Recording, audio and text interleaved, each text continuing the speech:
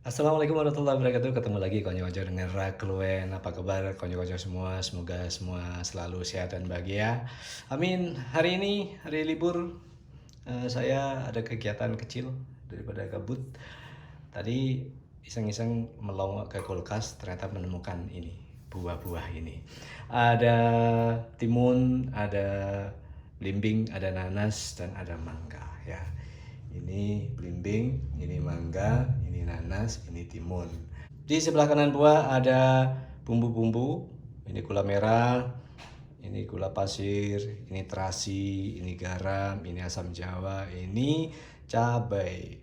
Ini nanti akan diulek jadi satu, kemudian diencerkan jadilah seperti ini. Untuk membuat ini jangan khawatir, ada videonya. Pada sekian tahun yang lalu saya sudah membuat cara membuat bumbu rujak legi, dibuat cair seperti ini. Nanti tinggal mencampurkan ya. Saya perlihatkan bumbu-bumbu ini untuk menunjukkan bahwa bumbu-bumbunya itu apa saja gitu ya. Sedangkan saya sudah punya yang cair. Nanti langsung saja ini akan saya tuangkan. Setelah buah-buahan ini saya serut. Kok diserut? Iya, hari ini saya membuat rujak gobet atau rujak serut. Anda mungkin di tempat lain mengenalnya sebagai rujak serut, tapi di kampung saya dikenal sebagai rujak gobet.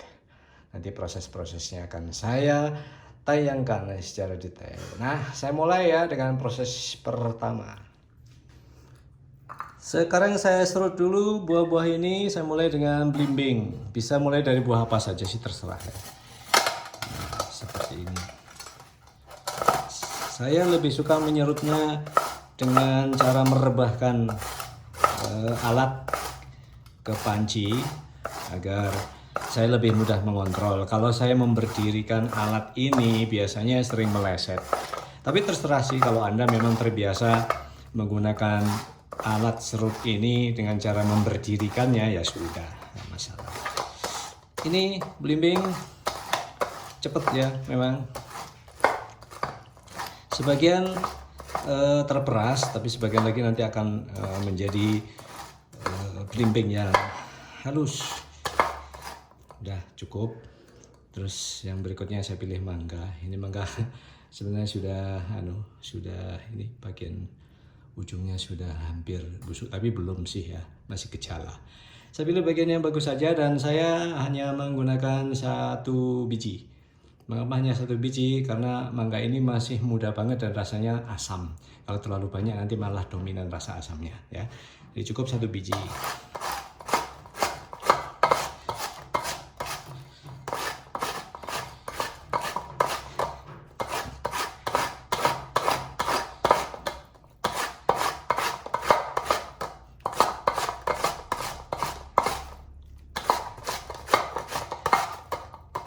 Harus hati-hati karena sekali meleset otomatis jari akan terluka.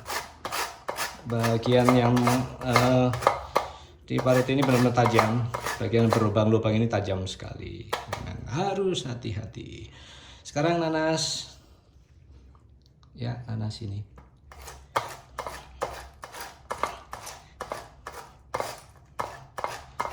Tidak perlu terburu-buru.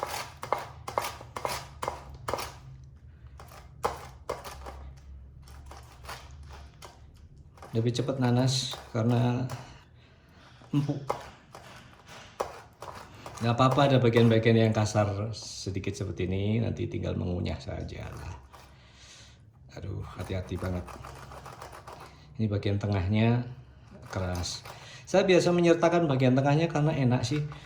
Kalau dimakan biasa, bahkan saya selalu menyempatkan untuk menikmati tersendiri bagian tengahnya. Setelah bagian yang luarnya habis, kemudian bagian tengahnya saya makan.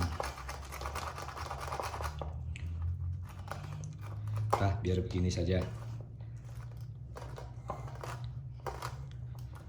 Terus terakhir timun.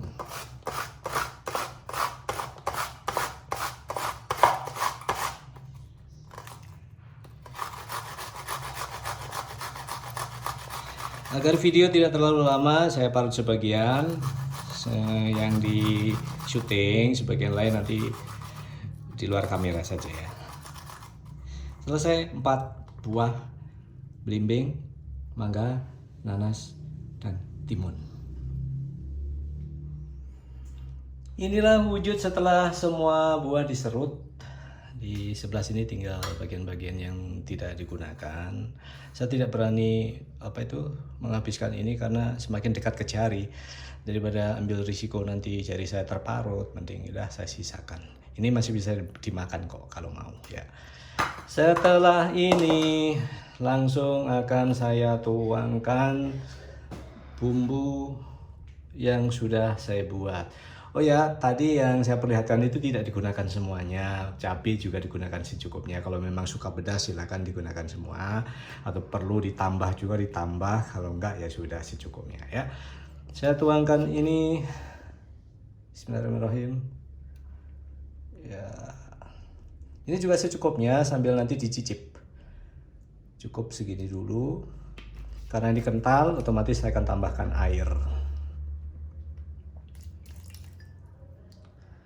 Tambahkan 1 gelas air atau secukupnya sesuai selera. Kemudian diaduk-aduk dulu. Mana sendok saya ya?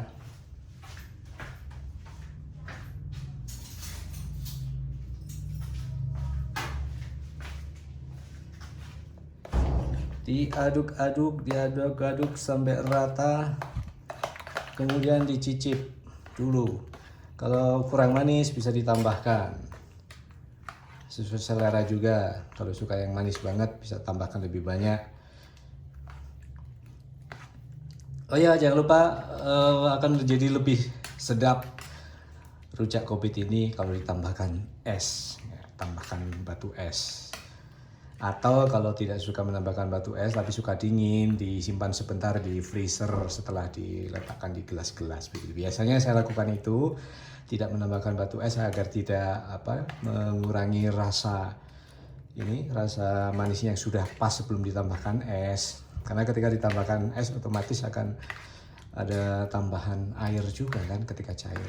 Jadi mending saya letakkan di gelas, saya tuang ke gelas, kemudian saya simpan dulu ya barang sejam mungkin di freezer. Setelah dingin baru disantap. Saya cicip dulu ya. Enak apa enggak?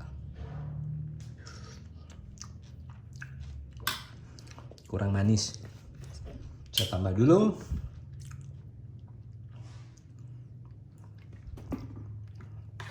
Aduk lagi sampai rasanya benar-benar pas. Mengapa saya suka yang dingin? Ketika dalam keadaan dingin rasanya jadi lebih mantap gitu ya. Apalagi ketika disantap pada keadaan cuaca yang sedang panas terik. Semakin panas akan semakin segar ini ketika disantap dalam keadaan dingin. Saya cicip lagi.